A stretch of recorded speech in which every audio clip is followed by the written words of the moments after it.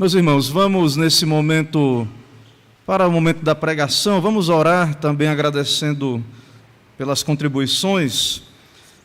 Vamos fazer oração, mas primeiro vamos ler o texto e já oramos pela pregação e também pelos dízimos e ofertas. Vamos abrir a palavra do Senhor nosso Deus no livro de Gênesis. Gênesis, capítulo de número 29. Vamos dar continuidade à exposição do livro de Gênesis nessa noite. Gênesis 29. Eu vou ler o texto, os irmãos acompanham.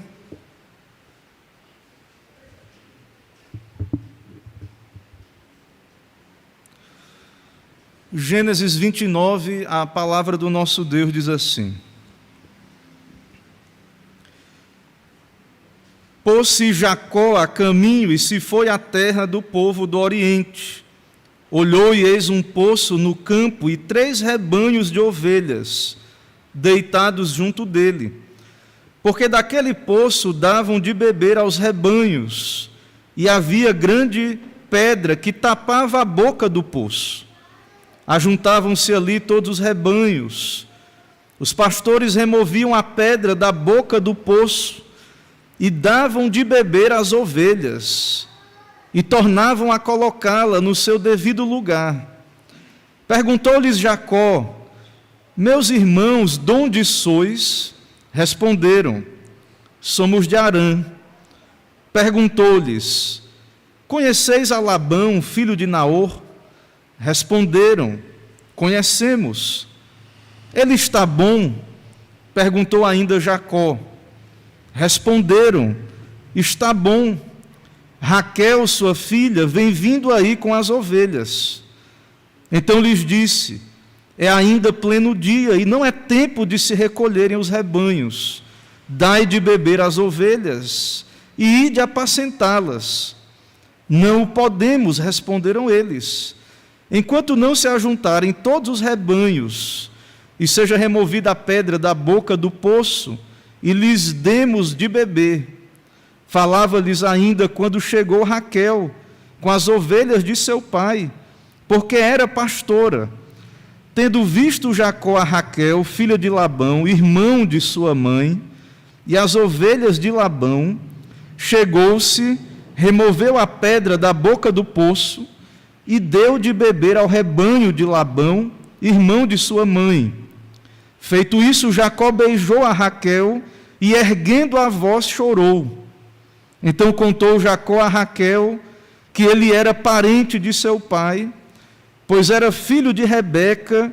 Ela correu e o comunicou a seu pai. Tendo Labão ouvido as novas de Jacó, filho de sua irmã, correu-lhe ao encontro, abraçou-o, beijou-o e o levou para casa. E contou Jacó a Labão os acontecimentos de sua viagem. Disse-lhe Labão: De fato és meu osso e minha carne. E Jacó, pelo espaço de 1 mês, permaneceu com ele. Depois disse Labão a Jacó: Acaso por seres meu parente irás servir-me de graça? Dize-me qual será o teu salário. Ora, Labão tinha 2 filhas, Lia a mais velha e Raquel a mais moça. Lia tinha olhos baços, porém Raquel era formosa de porte e de semblante. Jacó amava a Raquel e disse: 7 anos te servirei por tua filha mais moça, Raquel.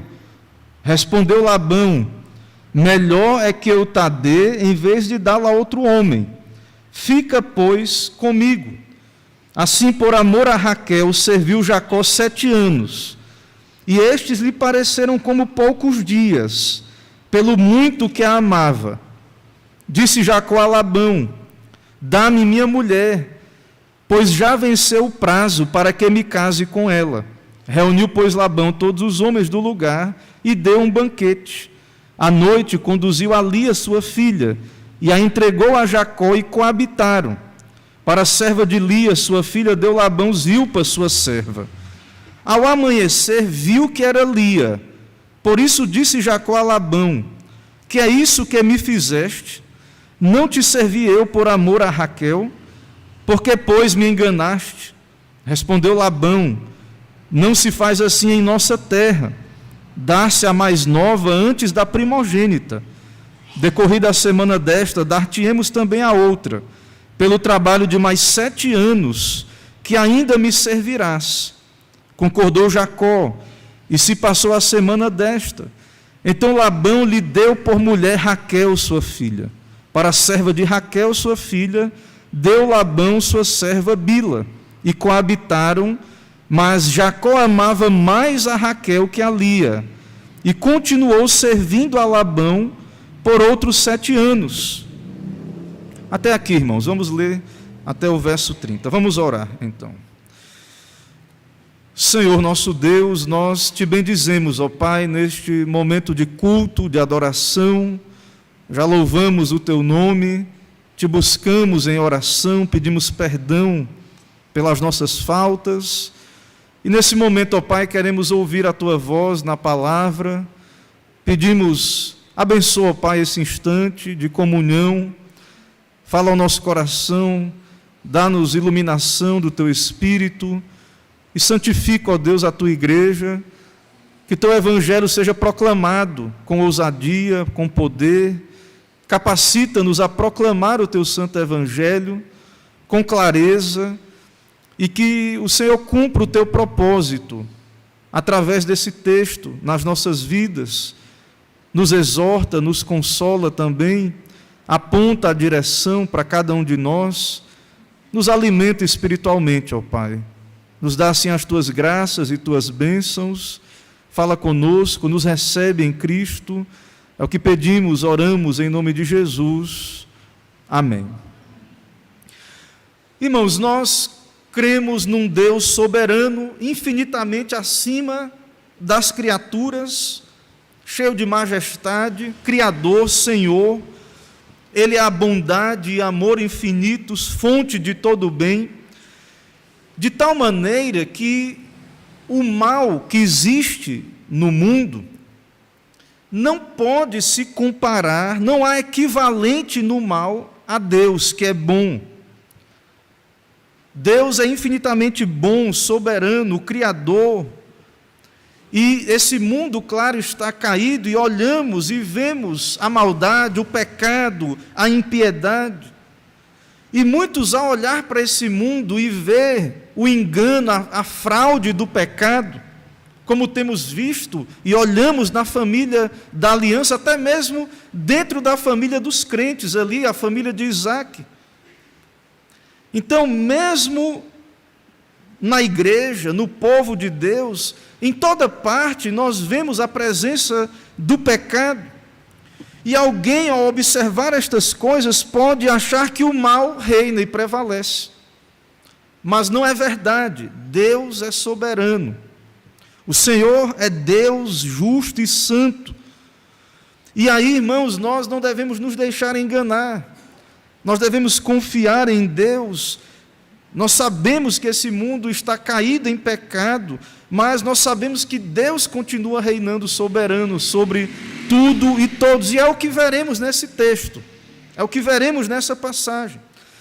Essa narrativa, ela dá continuidade, então, à história da vida desse patriarca Jacó, este que dá continuidade à aliança, é o eleito de Deus, e agora ele está fugindo do seu irmão Esaú, e com o propósito também ali de encontrar um casamento que é o meio de dar continuidade à aliança, porque era necessário uma descendência, para que através dessa descendência viesse o Cristo. Então, Jacó não poderia morrer nas mãos de Esaú. Apesar de tudo que vimos no capítulo anterior, apesar do engano, da fraude, para com o seu irmão, depois nós vimos que Deus se revelou a ele, e cremos que houve ali um quebrantamento, uma aliança entre ele e Deus, e agora nós vemos nessa narrativa, do verso 1 a 8, Jacó encontra-se com pastores ali naquela terra, em direção a Harã.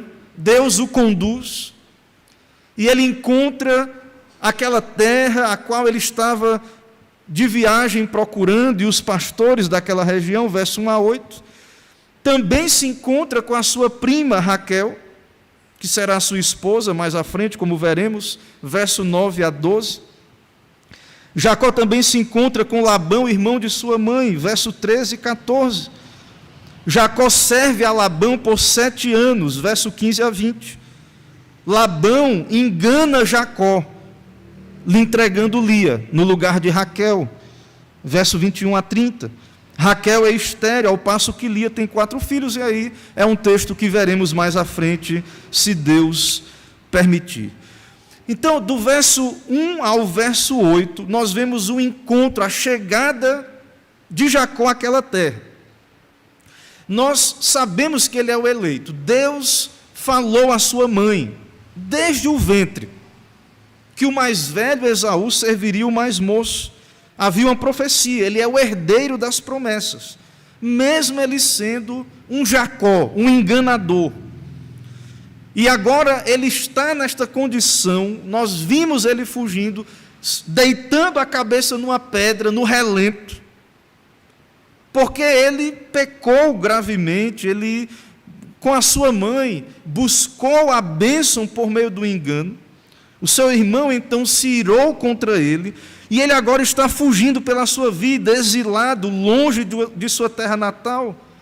Apartou-se de sua amada mãe, enviado pelo seu pai, para procurar então uma esposa na sua casa materna. Irmãos, Jacó viajou mais ou menos a pé aí, uns 700 quilômetros, 740 quilômetros de caminhada, de jornada, entre perigos. Pela graça de Deus, o Senhor se revelou a ele, com proteção de Deus, guardado por Deus. Deus prometeu ser com ele, vimos isso no sermão passado, estar com ele, o abençoar, o trazer de volta a sua terra, a terra da promessa, a terra de Canaã. Então, nós vemos que mesmo em meio a esse quadro desanimador da sua partida, ele partiu com a bênção de Deus, a bênção de seu pai também. O próprio Deus apareceu para ele em Betel, ele adorou a Deus, o seu pacto com Deus foi estabelecido, Deus, o Senhor primeiro vindo a ele, mas ele responde como homem da aliança de Deus. Então, nós vemos nesse capítulo a continuidade dessa aliança e as promessas de Deus se cumprindo. Deus guardando Jacó, protegendo ele, levando ele direto para o lugar onde ele deveria ir. Esse encontro maravilhoso dele com os pastores, com a sua prima, Raquel, esse encontro com Labão, irmão de sua mãe, de fato, há uma providência de Deus muito semelhante, vocês lembram, quando Abraão estava velho, e ele chamou o seu servo Eliezer e disse: coloque a mão debaixo da minha coxa, me jure que você vai procurar esposa para o meu filho, dentre a parentela, e ele envia o seu servo, com comitiva, com camelos, com presentes, roupas, joias. Abraão envia o seu servo para buscar Rebeca para esposa de Isaque. E nós vemos algo muito parecido agora, novamente. Alguns detalhes diferentes, mas algo muito semelhante. Deus guiando Jacó, conduzindo, guardando na viagem para o mesmo poço, para o mesmo lugar. Então, irmãos, nós vemos que o Senhor está governando esses eventos.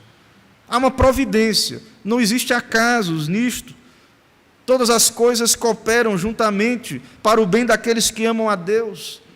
Nós não entendemos como, mas o Senhor governa essas decisões, nos guia, nos conduz, e Jacó é crente, ele é um servo de Deus, ele é guiado por Deus. Quando Eliezer foi a Harã trazer noiva para Isaque, como é que ele fez isso? Ele foi em outras condições, não foi fugido, foi com a comitiva de camelos, com ouro, com um dote para Rebeca, lá em Gênesis 24, 53. E agora nós vemos Jacó chega sozinho, de mãos abanando, naquela terra. Chegou ali com um cajado na mão, apenas. O homem era pastor. Ele saiu de casa sozinho, sem comitiva. E por quê, irmãos? A família não empobreceu, não. Do tempo de Isaac para a época agora de Jacó, não ficou mais pobre, não. Abraão, o texto diz que Abraão era rico. Isaac herdou tudo sozinho de Abraão. Abraão dispensou os outros filhos, deu algum presente, mas o herdeiro foi Isaac. Agora temos Esaú e Jacó, e a riqueza da família continuava ali. Mas Jacó vai fugido, pobre, sem nada. Chega ali para buscar um casamento. Quem é que vai dar a filha, né, para um homem desse? Fugido, sem nada, um centavo no bolso. Mas por que isso aconteceu? Será que a família estava pobre? Não. Possivelmente, irmãos, que ele saiu fugido mesmo. Porque se ele saísse com comitiva, Esaú iria perseguir ele e matar. Tudo indica então que ele saiu ali para o campo, meio como quem não quer nada, e foi embora. Deu no pé, fugiu pela sua vida. Então, veja que as condições não são boas, Deus está com ele, se revelou a ele, ele chega àquele poço, aquele lugar onde os rebanhos se juntavam ali para ser apacentados, beber água. A água é algo fundamental para qualquer ajuntamento humano. Havia uma pedra na boca do poço. Por que tinha uma pedra ali e os pastores esperavam? Porque a água é um recurso muito necessário. Aquela terra é uma terra árida, e possivelmente aquela pedra estava ali para que a água não evaporasse do poço. E por que os pastores, então, não retiraram logo a pedra ali, esperaram Rebeca? Ouvi comentários dizendo, porque eram preguiçosos e tal. Outros, achei mais interessante, uma outra ideia, que eram rapazes, porque esse trabalho de ser pastor de ovelha, de cuidar de animal, vocês já viram, né, nas estradas aí, em alguns lugares você passa, aí tem aquela pessoa pastoreando algumas ovelhas ali. Esse é um trabalho que muitas vezes era trabalho de menino. E nós vemos aí que Rebeca era pastora, ela pastoreava. Então há uma possibilidade de que eram jovens, pessoas que cuidavam daquelas ovelhas. Eram meninos, meninas, jovens. E aí Jacó chega ali, aqueles pastores, e tinha uma pedra grande, e eles, não dá para tirar a pedra agora, tem que esperar juntar todos os rebanhos, ou seja, possivelmente, vamos juntar o resto dos pastores, para a gente junto tirar a pedra e dar de beber, então, ao rebanho. E aí nós vemos o diálogo de Jacó com aqueles pastores. Quando ele chega ali, ele pergunta de onde eles eram. Eles dizem que são de Harã, verso 4, e pergunta, e vocês conhecem Labão? Vocês sabem de Labão? Conhecemos, e ele está bom? Está. E aí vem a filha. Aí vem a filha dele, Raquel, com as ovelhas. E ele disse, dai de beber às ovelhas e de apacentá-las. No verso 8 diz, enquanto não se ajuntarem todos os rebanhos e seja removida a pedra do poço, e lhe dê beber, não dá. Então, eles dão essa desculpa, e possivelmente eles não conseguiriam sozinhos remover a pedra. Era necessário mais ajuda. Raquel chega. E aí o texto diz, no verso 10, que o próprio Jacó foi lá e removeu a pedra. Jacó tomou a dianteira e removeu a pedra da boca do poço e deu de beber o rebanho. Ele foi lá e fez isso. Conversou com os pastores, identificou ali, era a sua prima chegando. E em tudo isso, Deus preparou esse encontro. Ao pé daquele poço, daquela fonte de água. Não foi acaso, não foi sorte, não é o destino cego que governa esses eventos. Então, nós vimos no caso de Eliezer, que ele orou ao Senhor, ele pediu a Deus que conduzisse ele. Nós não vemos aqui, o texto não é exaustivo, nós não vemos Jacó orando, mas nós podemos pressupor que ele está consciente de que é Deus que o está conduzindo. O servo de Abraão orou. aqui, apesar de Jacó não orar, eu creio que essas coisas estão no seu coração. Nós vemos um quebrantamento, ele é ciente disso, nós vemos que ele chora, ele beija Raquel e chora e diz: eu sou seu primo, eu sou filho de sua tia, no caso, né? Irmão do seu pai.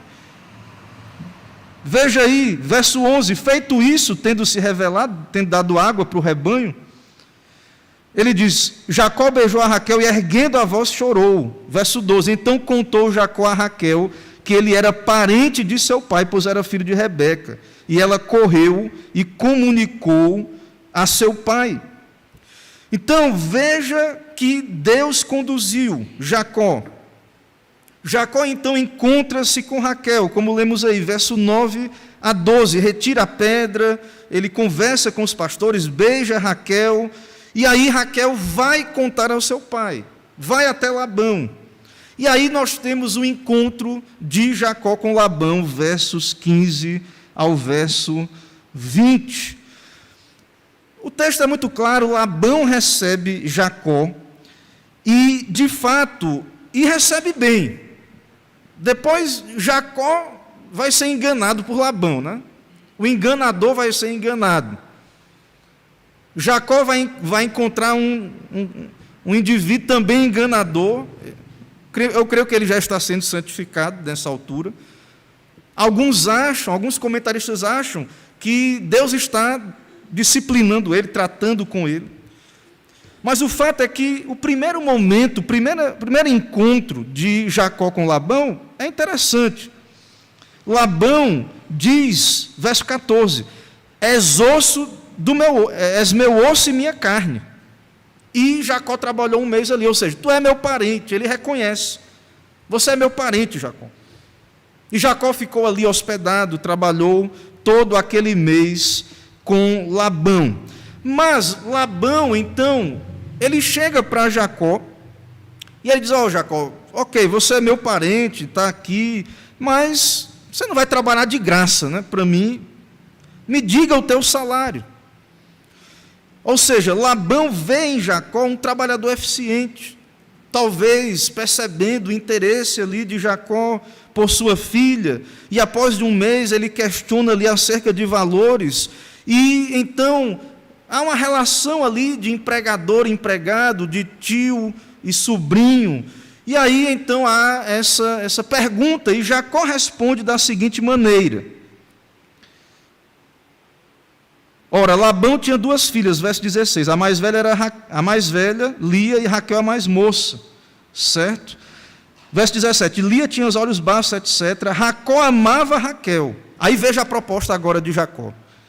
Verso 18, 7 anos te servirei por tua filha mais moça, Raquel. Eu vou trabalhar, e esse será o dote, porque havia um dote dado ao pai da noiva, e nós vamos ver que Labão também dá um dote, quando ele entrega uma serva, para ser serva de Lia primeiro, e depois uma de Raquel, Zilpa e Bila. Ele entrega ali alguns presentes e etc. Mas havia um presente, lembre lá de Eliezer, quando ele foi ter lá com Labão e buscar Rebeca, ele deu presentes, roupas, deu presente para os parentes, etc. Havia uma espécie de dote ali dado, um preço da noiva, não é que a família vendia a noiva, mas havia naquela relação ali a ideia de que era uma filha que estava saindo da família e etc. E havia então essa ideia de uma compensação ao pai da noiva e aquela troca de presentes e aquela ajuda ali inicial que era dado para o casal. Então, Jacó, pobre, fugitivo, sem nada, ele vai dar o que para o pai da noiva? Quem é que vai querer casar, né? E claro que lá naquela época isso tinha mais a ver com o pai, a autoridade do pai. É o pai que dá a mão da filha em casamento, nas Escrituras. E aí então o que acontece é que Jacó, ele pensou bem o que é que ele ia querer aí, o seu salário. Não tem dinheiro, está exilado, ele tem uma missão, casar, ele foi ali com um propósito. Não tinha como pagar o preço da noiva.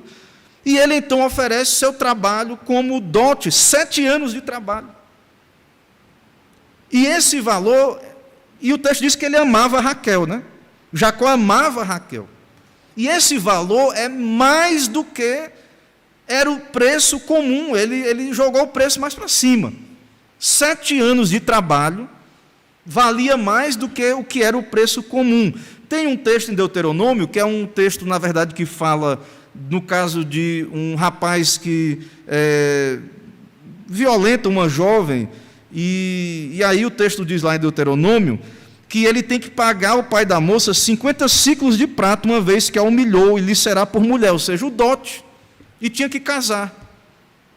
Se acontecesse, como diz lá, achar uma moça virgem, desposada, e se deitar com ela. Ele era obrigado a pagar o preço, o dote, e casar. Então, havia essa ideia, esse conceito, e o preço aqui, 50 ciclos de prata, o que Jacó oferece é algo mais do que isso. Ou seja, ele tem um foco, ele tem um objetivo. O Senhor é com ele achou a casa do seu parente, agora ele achou ali a sua noiva, ali no caso, né, aquela que ele se interessou, a pretendente, e ele então oferece 7 anos de trabalho por amor de Raquel. E aí Labão acha interessante, né? Ó, é meu parente, melhor do que dar minha filha para qualquer um. Ele fica aqui comigo, né? E aí possivelmente há uma sabedoria de Labão de tentar manter Jacó perto dele, de tentar manter Jacó debaixo da sua asa ali, da sua tutela. E aí Labão então aceita isso, ele aceita. E o texto diz assim: por amor a Raquel, serviu Jacó 7 anos, e estes lhe pareceram como poucos dias, pelo muito que a amava. E aí a história desenrola, o tempo passa rápido para Jacó, ele ama Raquel, ele serve os 7 anos, e o prazo é cumprido, verso 21. Ele diz: dá-me minha mulher, pois já venceu o prazo, para que me case com ela. Então, o acordo é cumprido, a dívida é cobrada, e há uma cerimônia de casamento.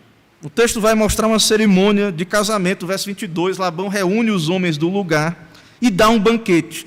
A festa de casamento, irmãos, ali naquela época, era de vários dias. Era o costume daquela época.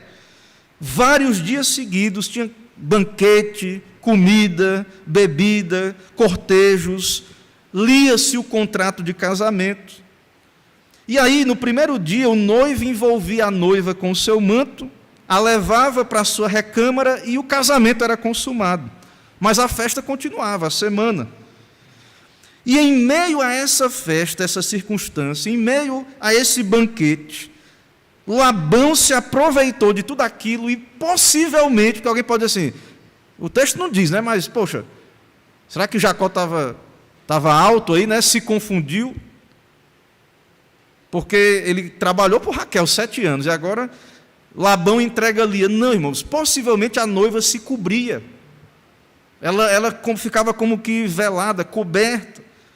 E em meio a toda aquela circunstância, o texto nos mostra que Labão se aproveitou e enganou a Jacó. Ele troca as filhas. Ele dá a primogênita em lugar da mais nova. E dá um dote também, segundo o costume, dinheiro, roupas e servos. E então, em troca dos 7 anos que era por Raquel, Jacó recebe Lia no lugar. É claro que isso é altamente, né, desagradável. Ele questiona ali a Labão: que é isso que me fizeste? Verso 25: não te servi eu por amor a Raquel? Por que, pois, me enganaste? Está sofrendo o engano, né, o sofrimento aí de ter sido trapaceado. Respondeu Labão: não se faz assim em nossa terra, dá-se a mais nova antes da primogênita. E aí Labão se sai, né? Ele encontra uma saída. Ó, Jacó, fique tranquilo. É porque dá uma desculpa, né, esfarrapada, é um costume aqui. Talvez era um costume da época, mas não tem justificativa. Ele sabia qual era o preço do trabalho de Jacó, mas ele usa essa desculpa: não se dá mais nova antes da primogênita. decorrida a semana desta, dar-te-emos pela outro trabalho de mais 7 anos, que ainda me servirás. Ou seja, parece que Labão cada vez mais quer Jacó ali perto dele, uma filha, depois a outra, uma serva para uma, depois uma serva para outra, e Jacó acaba concordando, verso 28, e passando a semana de Lia, Labão lhe deu por mulher Raquel, sua filha, e ele vai trabalhar mais 7 anos, 14 anos, pelas suas esposas, as 2 esposas, amargando a fraude, o engano, ou seja, a gente vê, né, a poligamia lá no Antigo Testamento. Jacó, ele queria Raquel, né, ele queria casar com Raquel, mas acabou na providência de Deus sendo um polígamo, né, e acabou que depois nós vamos ver que vai ser dado às servas como concubinas, são 4 mulheres, e dessas mulheres vem a linhagem da aliança. Israel surge de Jacó. Israel, as 12 tribos que descem ao Egito, que se tornam uma nação, da qual vem o Messias. Deus está usando esses eventos. Essa é a história da redenção em meio a todo esse pecado aí também, engano, fraude. O Senhor está cumprindo os seus planos. Labão concede Bila como dote a Raquel, etc. E aí vem a pergunta, irmãos, quando a gente lê a Bíblia, né? Eu não sei você, mas possivelmente, a Bíblia é um livro muito lido, mas possivelmente, muita gente que não conhece o Evangelho, ou nunca leu a Bíblia, se assustaria em ler as Escrituras. Poxa, a Bíblia falando tanta trapaça, engano, porque a Bíblia, irmãos, ela é a palavra de Deus, ela revela a verdade, o pecado, e um Deus soberano, acima do pecado, que governa, que administra todas as coisas para o cumprimento do seu propósito. E aí alguém pode perguntar, onde é que Deus está em tudo isso? Em meio à maldade, em meio a tanta coisa ruim que acontece, onde é que Deus está? E nós vemos que Deus havia prometido a Jacó abençoá-lo, ser com ele, guardá-lo, e agora ele está ali enganado. Agora ele não tem apenas uma esposa, mas ele tem 2 esposas, vai trabalhar 14 anos, depois tem uma família ali polígama, que nós sabemos que não é o ideal. E onde está a promessa de Deus, vamos ver que ele gostava de Raquel. Aí Labão dá Lia, né? Vai ter a favorita. Vai dar problema, aí depois Deus vai dar filho para Lia. Raquel é estéril. E aí isso traz mais na frente vários problemas na vida de Jacó, esse casamento polígamo. Mas em meio a tudo isso, em meio a toda essa circunstância, Deus é soberano, Ele está cumprindo os seus planos. É por meio dessa providência que Deus vai cumprir a sua promessa, que tem um aspecto literal a princípio, uma numerosa descendência para Abraão, física. É por meio dessa circunstância que Deus vai formar a nação de Israel, com milhares de descendentes que virão depois. E é por meio dessa circunstância também que a história da redenção está acontecendo. Veio o Messias e, através dessa história e da vinda de Cristo, Deus traz a esse mundo os filhos de Abraão, os nascidos de Deus, que são eleitos, alvos da obra de Cristo na cruz do Calvário. Então Deus está no controle. Destas circunstâncias virão as 12 tribos. Raquel, mais à frente, vai dizer, é estéril, Lia tem 4 filhos e tal, etc. Depois Deus escolhe Judá, que é filho de Lia, não da favorita, que também tem 2 filhos, José e Benjamim, que são filhos abençoados também, mas Deus escolheu, veja a providência, né? Deus escolheu um filho de Lia, que não era a preferida, Judá. Se Deus permitir, chegaremos lá nas sessões que tratam da história de José e Judá e etc. Então Deus está controlando, governando, abençoou Lia, a preterida. Ela se torna mãe de tribos em Israel. E o que é que nós O que é que isso tem a ver conosco aqui hoje, século XXI, a igreja de Cristo? Já vivemos na era do Evangelho, na nova aliança. O que é que isso tem a ver conosco hoje? Mais uma vez, irmãos, como temos dito aqui nessas exposições, nós, ao irmos à Bíblia, vemos que Deus está cumprindo as suas promessas e os seus decretos. Ele não é frustrado, nenhuma promessa deixa de se cumprir, e isso em meio aos enganos e toda essa circunstância do mundo. Todos os problemas, guerras, fomes, misérias, opressões, toda a maldade dos ímpios não irão impedir o cumprimento da promessa de Deus, nada irá impedir. É isso que nós aprendemos ao irmos a Gênesis e observarmos a soberania perfeita de Deus e que Ele cumpre cabalmente as suas promessas. Pode confiar, meu irmão, na palavra de Deus. Pode obedecer o que a Bíblia lhe disser, faça, vá a Cristo, se arrependa, seja um crente, busque a santificação, sirva ao Senhor. Pode fazer, ninguém que crê em Deus será frustrado, ficará desenganado. Agora, nós temos que crer nas promessas, exatamente, entender, não em ilusões, em palavras de homens, não em acréscimos humanos.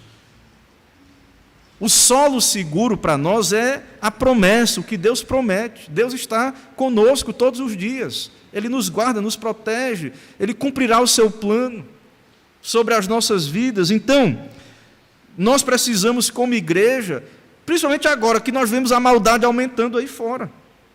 A corrupção, a maldade, o mundo adoecido, fomes no mundo, guerras, problemas. Meus irmãos, nós não podemos ser incrédulos.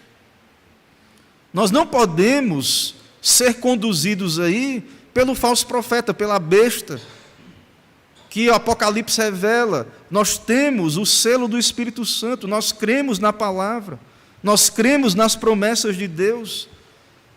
Nós não podemos ser enganados e levados pelos olhos naturais a desprezar o Evangelho, a pregação, as promessas de Deus, tirar o nosso coração da verdade das Escrituras, porque Deus está cumprindo a sua promessa.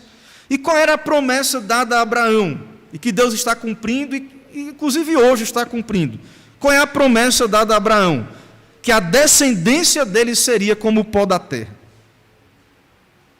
Então, de Abraão, mulher estéril, depois Rebeca, que era estéril, e teve 2 filhos. Agora Lia e Raquel estéril a princípio. Através dessas famílias imperfeitas, pecadoras ainda, mesmo crentes, mas ainda com pecado, Deus está cumpriu a sua promessa. Aquele povo desceu ao Egito. Quando saiu do Egito, a comitiva era 600 mil homens a pé, umas 2 milhões de pessoas, juntando o populacho que saiu com Israel do Egito e etc. Então Deus cumpriu, irmãos, uma multidão ali, 2 milhões de pessoas na antiguidade, era muita gente. Fora que depois eles entraram na terra e se multiplicaram, e a história continuou até o dia de hoje. Temos aí descendentes, embora nós sabemos que os verdadeiros descendentes de Abraão são os da fé.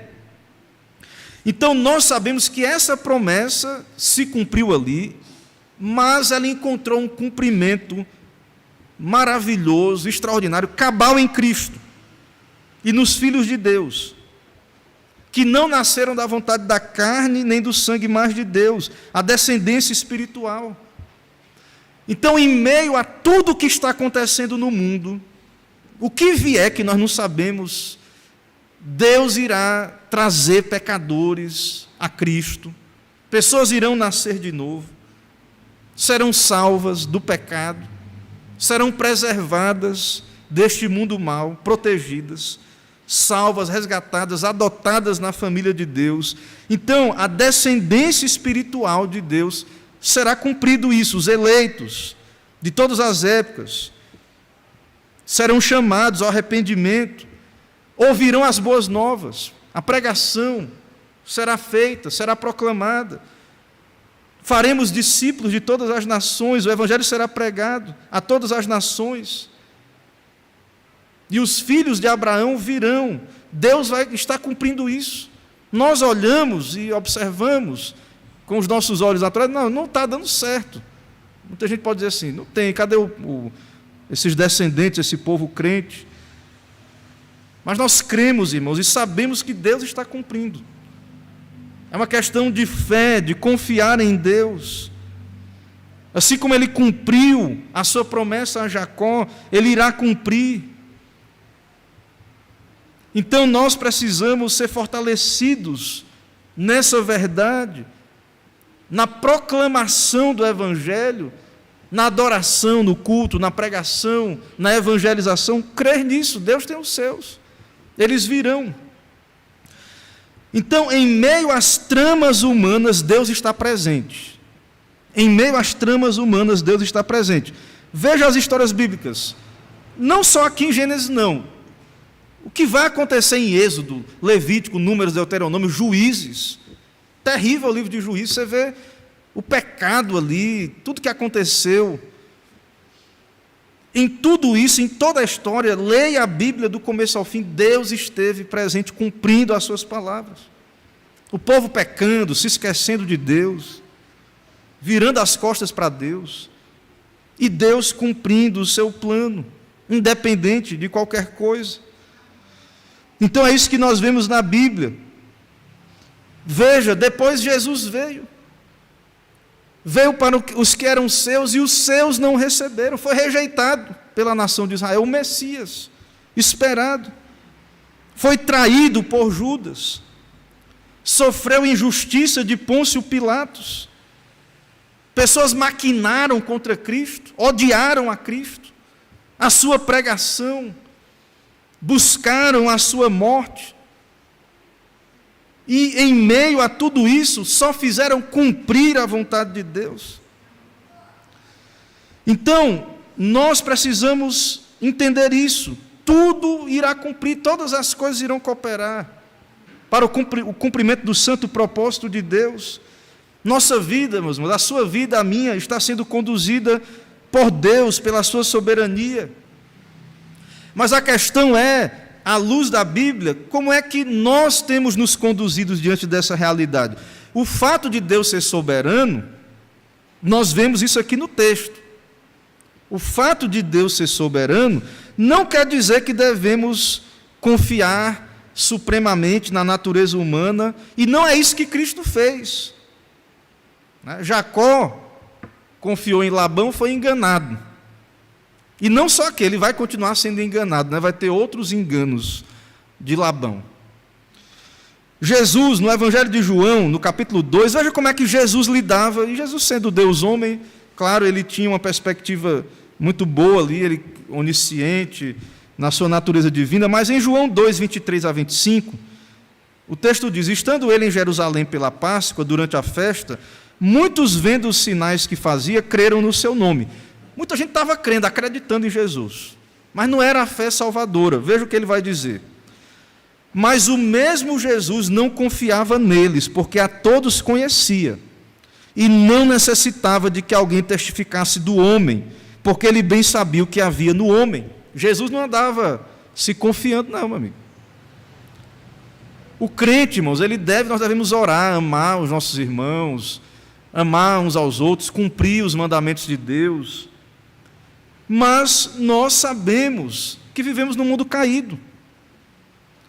Nós sabemos que a maldade está aí, que há reveses, que há problemas, mesmo na família da aliança.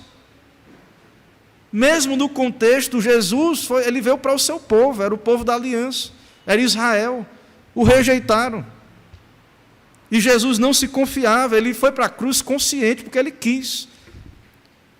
Porque ele sabia que era necessário para nos salvar, mas ele, imagine quanto tempo o nosso Redentor nessa terra viveu, vendo ali as pessoas tramando, maquinando a sua morte. Ele sabia que não iria acontecer antes que chegasse a sua hora, mas Jesus sofreu, irmãos. Jesus não sofreu só na cruz, não. Ele sofreu por nós a sua vida toda.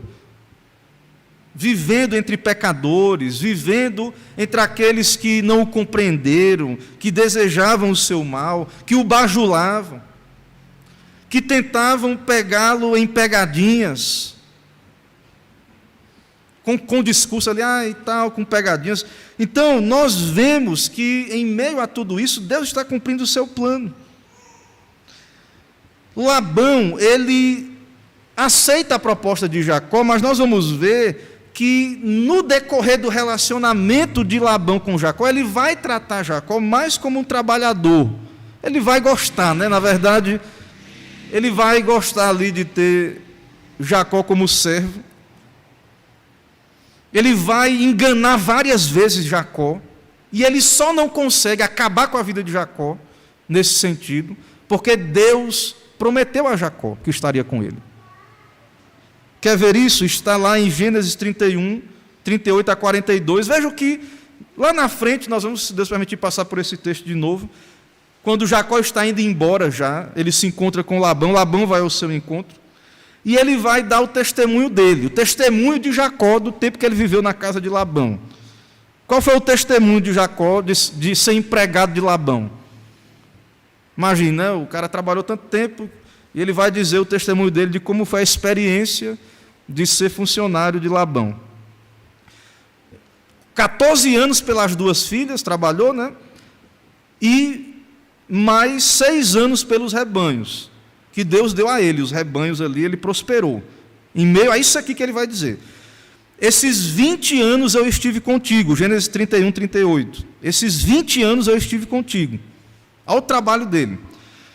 As tuas ovelhas e as tuas cabras nunca abortaram, e não comi os carneiros do teu rebanho. Não te trouxe eu despedaçado.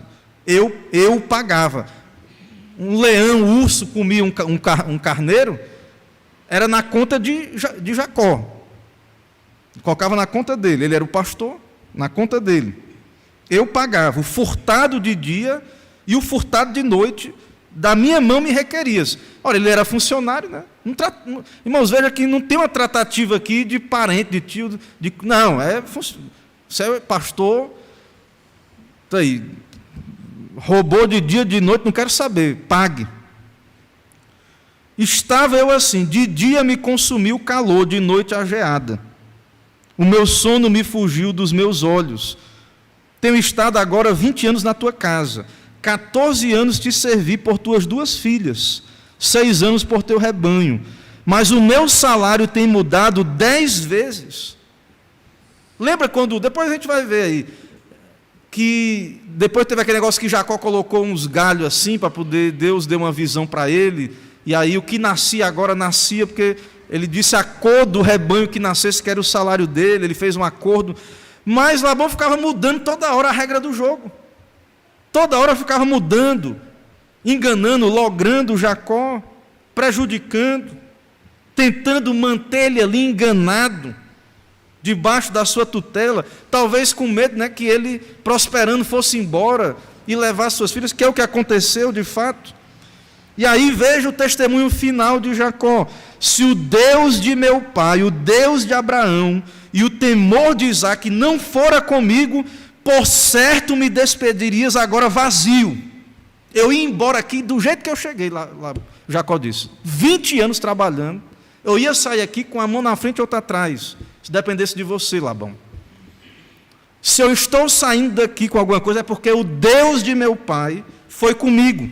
O temor de Isaque, não foi você, porque Labão achava que era tudo dele, que ele que deu riqueza para Jacó. Não, enganado. Deus abençoou Jacó. Deus abençoou o seu servo, protegeu. Se não fosse Deus, ele saía sem nada. Deus atendeu à minha aflição e ao trabalho de minhas mãos e repreendeu-te ontem à noite. Deus apareceu num sonho e diz: não fale nem mal nada de Jacó. Depois lê lá para você ver. Não abra a boca, nem fale nada dele. Então, nós vemos aí a bênção, né? Que finalmente não é promessa vazia que nós temos. Não é palavras ao ar, não é só dinheiro. Deus aqui prosperou Jacó, mas não é dinheiro, a gente não está falando só de dinheiro, riqueza, é a proteção, a providência, e Deus querendo abençoar, não teve jeito, mudou o salário 10 vezes, não teve jeito. É o que eu tenho dito aqui, irmãos, nós não somos da teologia da prosperidade, mas se Deus quiser lhe prosperar, não tem governo ruim, engano, gente querendo lhe passar a perna, não tem. Se Deus quiser lhe abençoar, não tem Labão que impeça.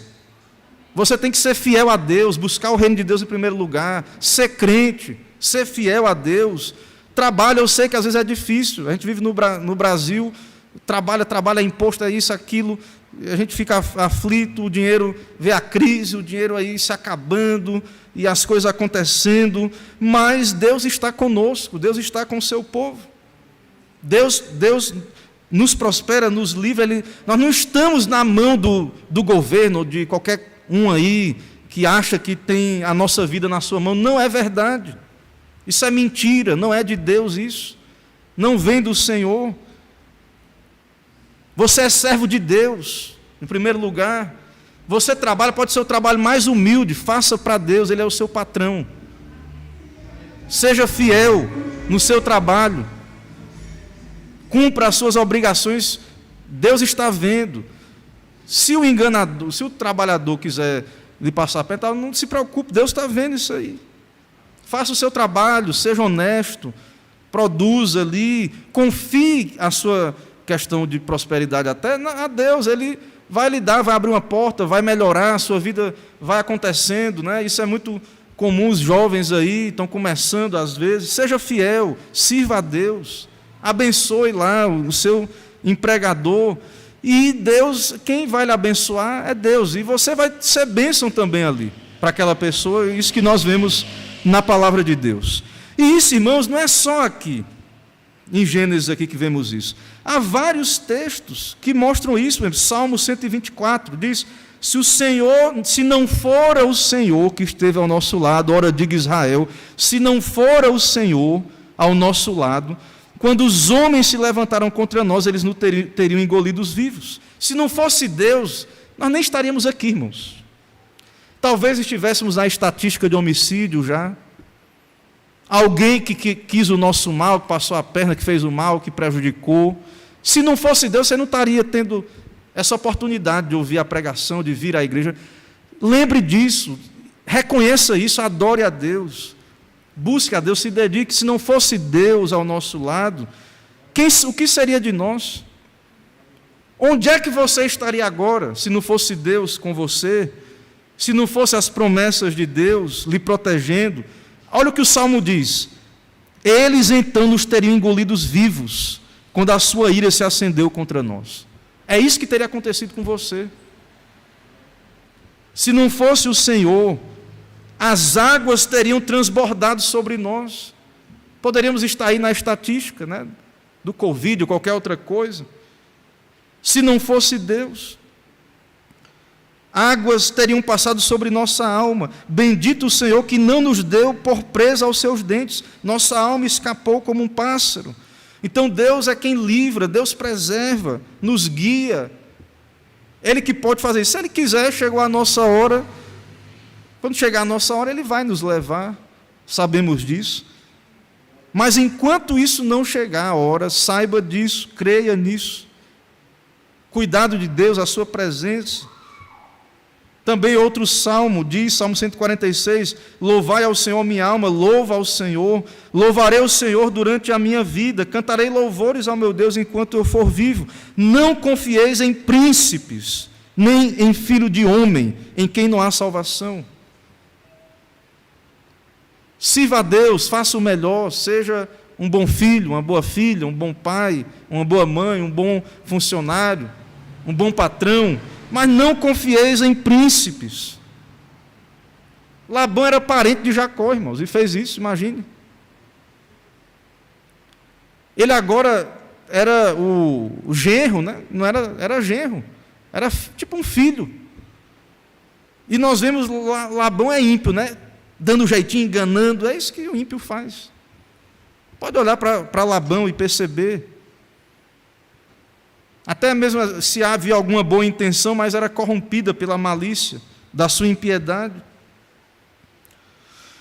Então, é muito triste, claro, né, ver essa situação de Labão aí, triste, né, um alerta para nós também, não sermos como Labão. Jacó era também enganador como Labão, mas se arrependeu, se converteu.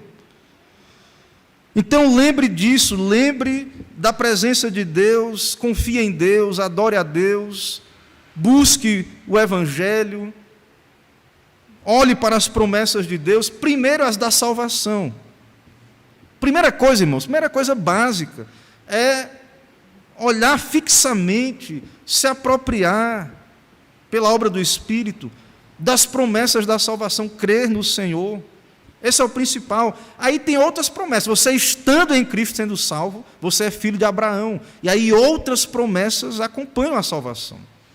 Há outras promessas, mas o primeiro, você que ainda não é cristão, que tem ouvido a pregação, visitado a igreja, se você ainda não se arrependeu de seus pecados, creu, você primeiro passo é você, de fato, ir a Cristo, olhar para as promessas de redenção, nascer de novo, ser feito um filho de Deus. E aí, sendo filho de Deus, as outras coisas virão, o cuidado de Deus, a presença, outras promessas virão. Então, considere isso. E, por fim, Jacó, será que Jacó está colhendo as consequências dos seus pecados? Talvez. Deus diz que de Deus não se zomba, o que o homem semear, ele colhe. Né? Deus perdoa, mas pecado tem consequência. A gente vê isso na Bíblia, né? Deus perdoa, mas Davi, né, pecou, Deus perdoou, mas ele teve que conviver ali com o seu pecado. Então, dentro das condições de Jacó, do seu pecado na sua casa, do modo como ele chegou ali na terra, ele se expôs àquilo, né?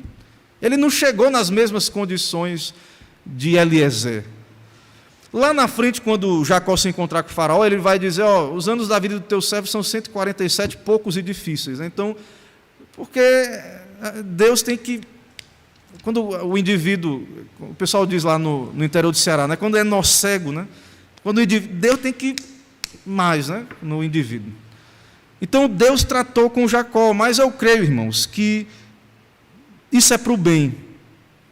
Até, mesmo que seja, você diga assim, não, eu sou crente, mas eu tenho passado por alto algumas coisas da palavra de Deus.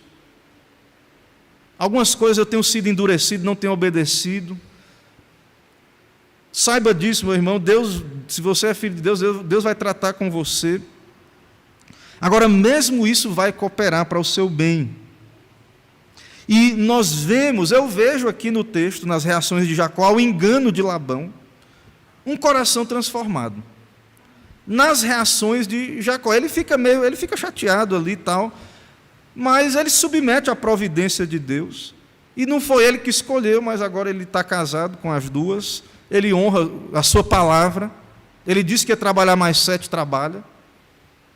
Depois ele continua ali mais um tempo e até cumprir todo o seu serviço ali naquela terra e a missão dele ser concluída e chegar a hora, ele tem que voltar para a sua terra e Deus vai levá-lo, como nós vamos ver adiante. Então, não ignoremos a questão do pecado, saber ter a prudência de uma fé realista diante do mundo caído, saber que nós vivemos num mundo em que vamos sofrer situações nesse mundo, mas todas as coisas cooperam para o bem daqueles que amam a Deus. Confie em Deus, espere nele, saiba que Ele pode lhe tirar da circunstância que você está, se é uma circunstância difícil. Deus pode operar na sua vida, lhe dar uma direção, uma saída. Ele está com você, as promessas do Senhor estão com você, e você precisa crer nele completamente, ser submisso, ser um crente, finalmente, né? Ser um crente. O crente, ele é servo, ele é humilde, ele é submisso, ele é guiado por Deus, finalmente a vontade de Deus é o que nós queremos para a nossa vida. Né? Então, diante da palavra, diante das promessas, diante de tudo que aprendemos na Bíblia, Deus vai nos ensinando a nos submeter à sua vontade. Ok, irmãos? Então, que o Senhor nos ajude. Que o Senhor, a partir da sua palavra, nos dê graça. E que o Espírito, então, nos ilumine, aplique essas verdades, nos dê viver diante delas para a glória do seu nome. Amém. Irmãos, vamos orar mais uma vez, e depois dessa oração cantaremos mais um hino. Em seguida faremos a oração final, impetrarei a bênção apostólica e entoaremos o tríplice amém. Oremos. Senhor, nós te louvamos, ó Pai, por estarmos aqui, ouvimos a tua palavra já, esse texto, ó Deus, que revela um Deus soberano, que está no centro da história. Nós vimos claramente ali, ó Pai, que o Senhor governou cada circunstância, e também cremos que o Senhor não muda, é o mesmo hoje. Não sabemos exatamente o que cada irmão está passando aqui, mas sabemos que cada um de nós, todos nós estamos nas tuas mãos, e também temos visto que o Senhor tem cumprido as tuas promessas no decorrer da história. Também, ó Deus, aqui em Alagoinhas, nessa igreja, no nosso país, na vida de cada servo teu, em nossos dias, na nossa nação, espalhados em toda a terra, na vida de cada igreja, de cada pregador, de cada crente, ó Deus, no Senhor, que é consciente da sua missão. Abençoa, ó Pai, cada um. Que o Senhor coloque em suas mentes, em seus corações, essas verdades aqui expostas. Fortalece a fé, ajuda a perseverar em meio a dificuldades, confiando no teu cuidado, no livramento do Senhor, e que seja feita a tua vontade somente, ó Pai, nas nossas vidas, na vida de cada um de nós.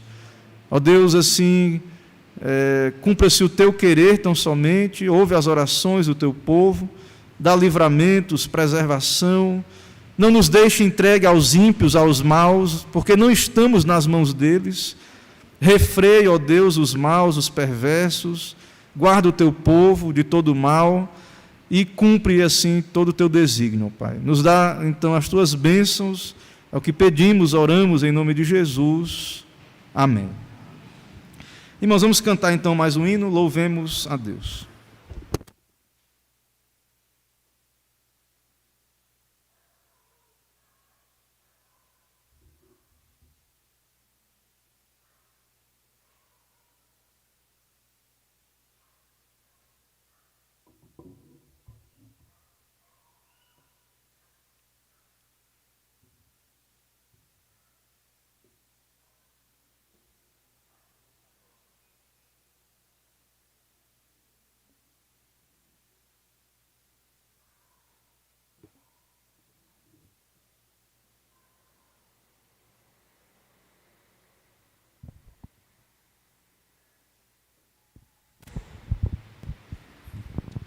Meus irmãos, vamos ficar de pé mais uma vez. Vamos repetir, cantar novamente o hino de número 14, que nós cantamos lá no início. Hino 14, louvor.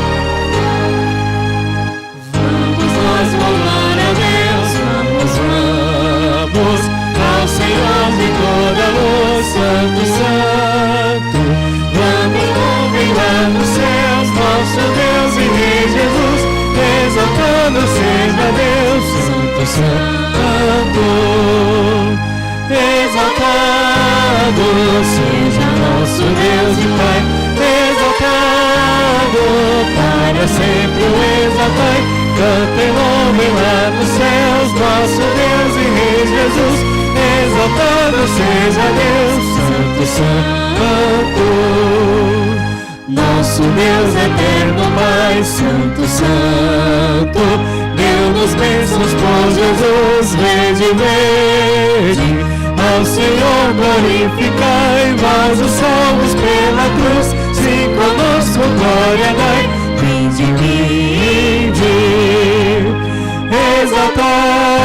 seja nosso Deus e Pai, exaltado, para sempre o exaltai. Cantem louvem lá dos céus, nosso Deus e Rei Jesus. Exaltado seja Deus, Santo, Santo.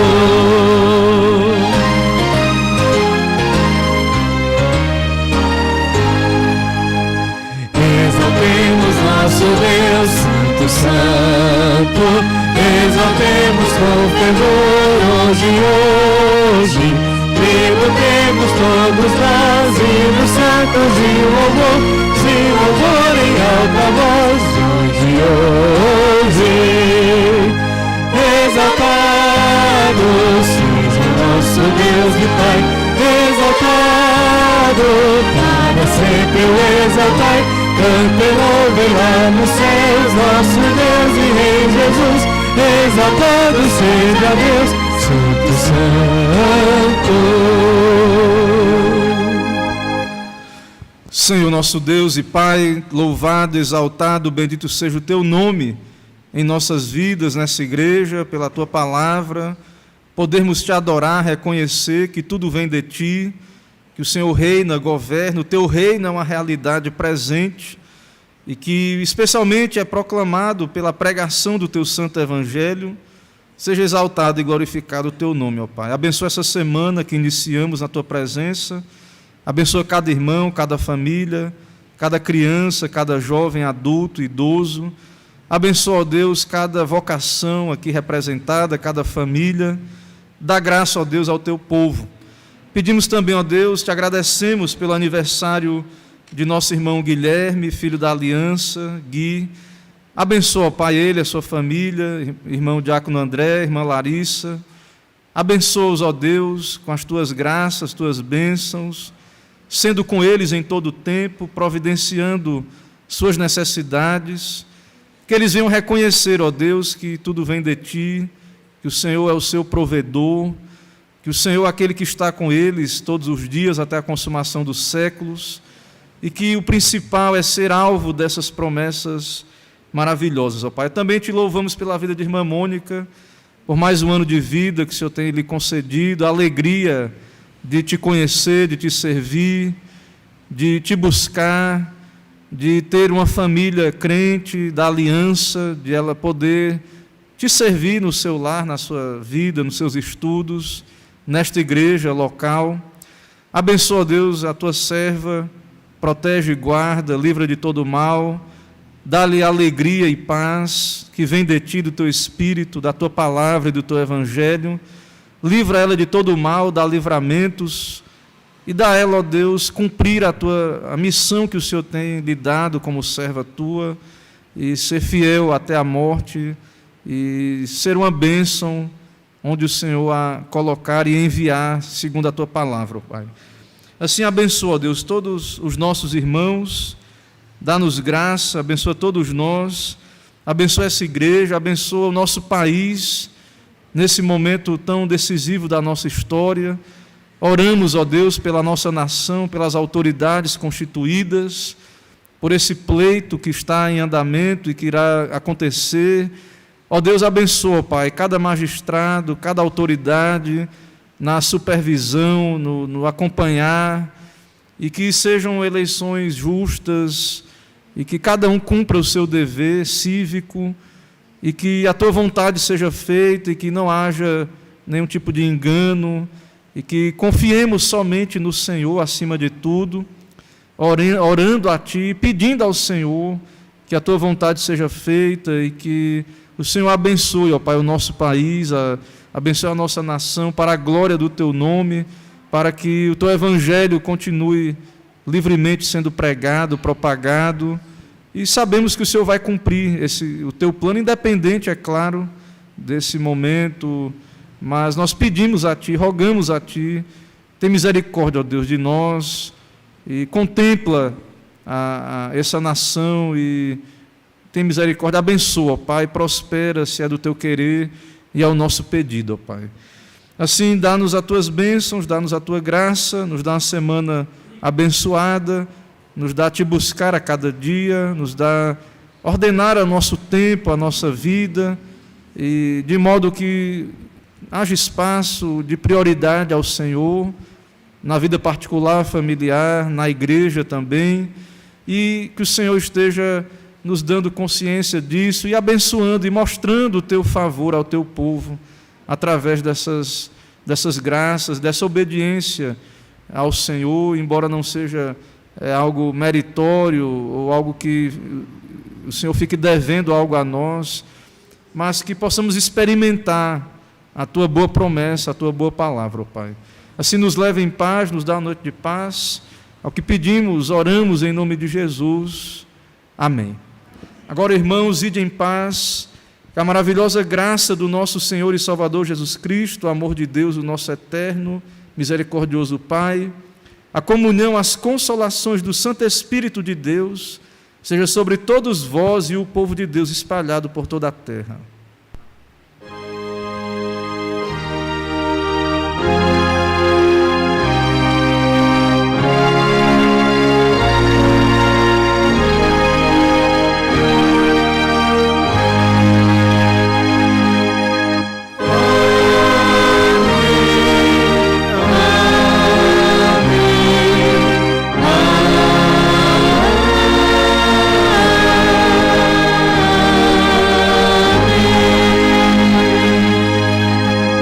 Sentar, irmãos.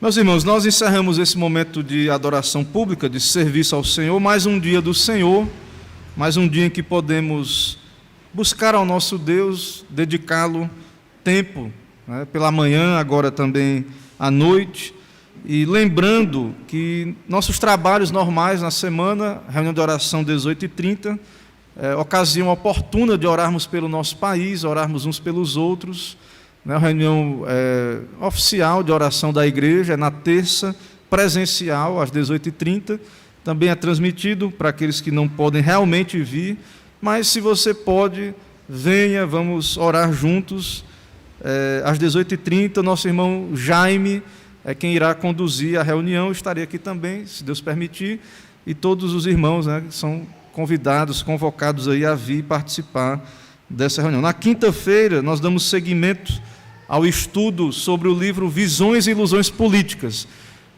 Nós vamos ver agora o capítulo que fala da ideologia do nacionalismo, certo? Então, são várias ideologias.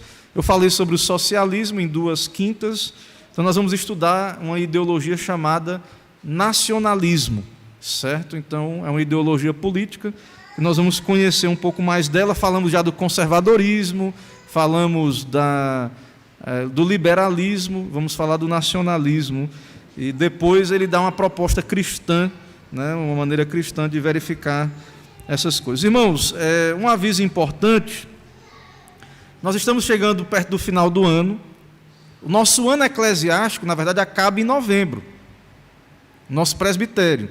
Há uma recomendação do Supremo Concílio que fosse em dezembro, final de dezembro. Mas o presbitério, nosso presbitério decidiu assim. Essa é a nossa agenda, é o nosso calendário. Então, o nosso ano não acaba em dezembro.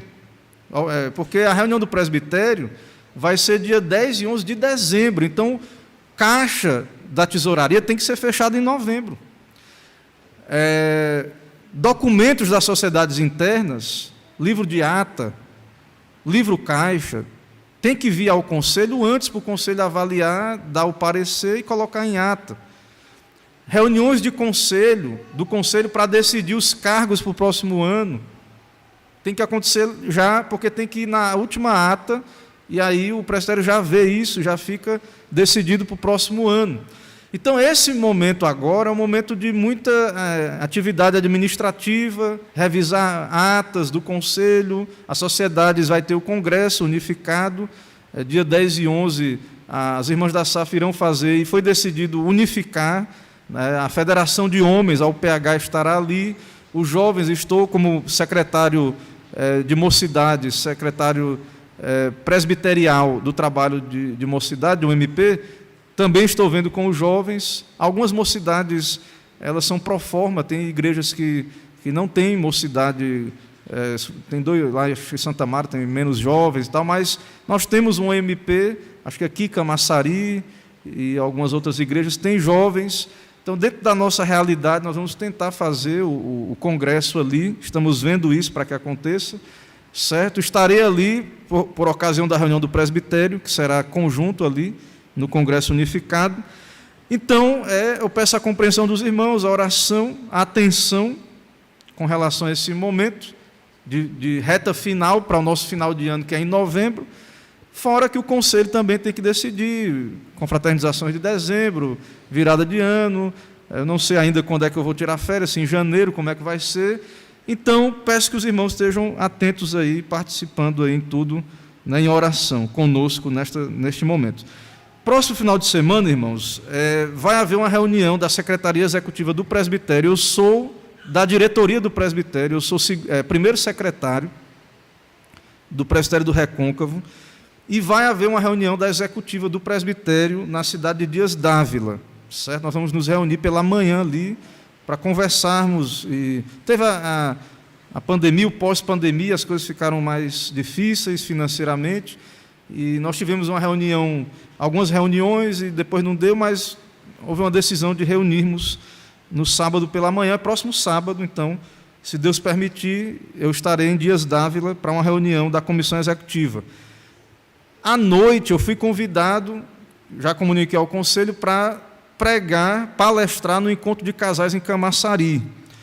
E aí eu pedi para o nosso irmão presbítero Romeu, que eu acredito que está viajando, deve ter ido visitar o seu parente, o Randolph, né? O seu cunhado, acredito que ele está viajando, pelo que me consta. Ele me disse que ia viajar e não deu, acho que ele viajou agora.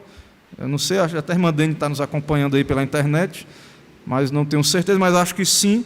Mas o presbítero Romeu estará dando o estudo da escola dominical, da escola bíblica, no próximo domingo, então. E como eu estou lá, eu conversei com o irmão Diácono Emerson, pedi para ele me substituir, então ele estará pregando à noite, e eu devo voltar na segunda para aproveitar a viagem, então, e poder permanecer ali mais um tempo. Então, orem pelos irmãos, presbítero Romeu, né, pelo seu parente lá que está enfermo, também nosso irmão Emerson, né, que visa aí o aspirantado ao ministério. Então, é a oportunidade dele pregar, os irmãos orar por ele, acompanhar, né, quem sabe, por meio disso, Deus confirma através da igreja a vocação do irmão, né, e nós temos a alegria, né, de enviá-lo para o seminário em algum momento. Então, o irmão terá a oportunidade de pregar a palavra. Orem pela minha viagem, e no retorno estaremos, então, juntos nos trabalhos aí para cumprirmos a nossa agenda de novembro aí, e encerrar o nosso ano eclesiástico. Ok? Temos chazinho hoje, não é isso? Então, com oração silenciosa, tem mais algum aviso? Sociedades, algum aviso dos irmãos?